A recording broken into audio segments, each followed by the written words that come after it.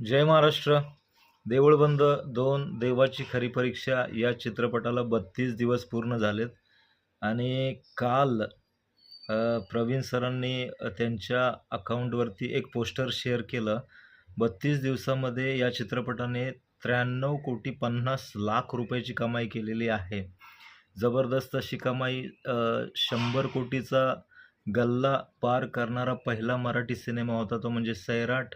त्याच्यानंतर राजा शिवाजी आणि त्याच लाईनमध्ये आता सिनेमा आहे तो म्हणजे देऊळबंद 2 आणि हा किती दिवसामध्ये 100 कोटी करतोय हे आपल्याला पाहायला लागेल. चांगली कमाई म्हणता येईल. आता बघूया बाईपण देवा भारीचा रेकॉर्ड या चित्रपटाने मोडीस काढलेला आहे. तर मग भेटू आता नेक्स्ट व्हिडिओमध्ये. तोपर्यंत जय महाराष्ट्र. करा कष्ट, रहा एकदम मस्त.